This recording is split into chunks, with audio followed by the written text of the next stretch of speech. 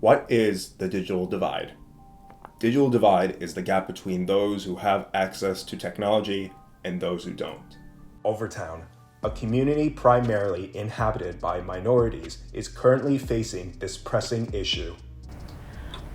Yes, I have been affected by a digital divide. Like at one point in time, like during the whole COVID thingy, I didn't have a laptop at one point. Then the school had to provide me with one, and there was like a whole bunch of like issues. I didn't have what everybody else had. I had to wait and the school was backed up because they had to get multiple different people a laptop and stuff like that.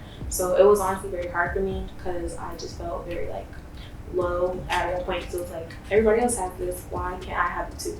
I have been affected by the digital divide, and it was really hard on me mentally because growing up, I really had fear of missing out. And with digital divide, it didn't make anything better because people would be all over on new trends, or they'll be talking about stuff that happened during the day, and I couldn't do that because I didn't have the technology that I needed, that everyone else had to do that. So it was really hard on me. Although digital divide is a prevalent issue amongst the Overtown community, there are many organizations like the Overtown Children and Youth Coalition that are working diligently to bridge the gap. It's a passion of mine.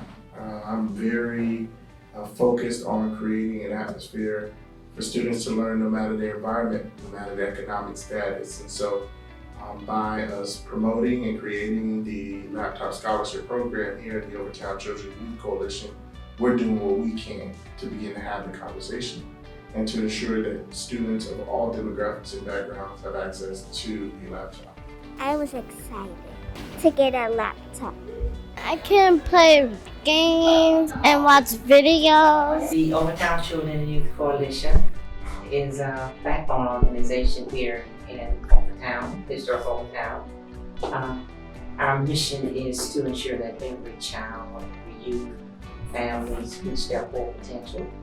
And we do that by convening our stakeholders, our government officials, our residents, and conversations that will allow us, discussions that will allow us to discuss policy and structural change. While 14% of all households with school-age children don't have internet at home, the percentage increases by 4% to 18% for households in rural and urban areas.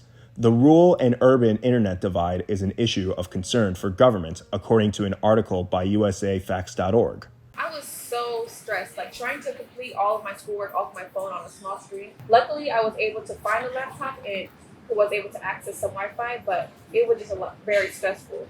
Closing the digital divide is very important because in today's age, technology is a standard. Matter of fact, it should be considered a common good because today everyone needs access to a computer, the internet, and also being able to take advantage of the digital economy. It would be almost like a utopia to some extent, closing that gap. And I think it's all about economics. I think it's around class and who have resources and access to certain things while other groups don't.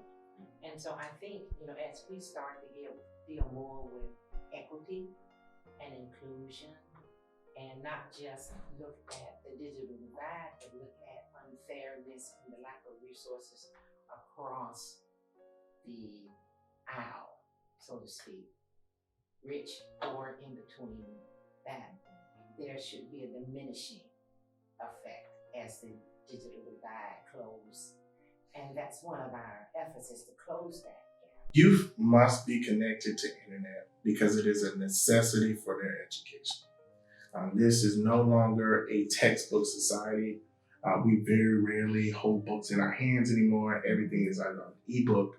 And so our students, whose parents are taxpayers, who as Americans, we offer this as a right to education, we have to adjust ourselves to be able to adapt to the needs of the student. If the organization keeps helping out the community, then the digital divide will be solved. I think it can be solved. I think it's just a concentration of resources. It's identifying it as a necessity rather than a luxury item within a home. I think it is going to catch on just like the cell phone did. I remember when I got my first cell phone my senior year. I remember when people thought, oh, people gonna knock you over your head, trying to steal your phone all the time, and people would be pawning their cell phones, and kids would be, doing all this crazy stuff, and that's just not true. Digital divide will continue to be an issue as we depend more and more on technology. It is up to us, the people, to take a stand to lower the gap. You can help close the gap.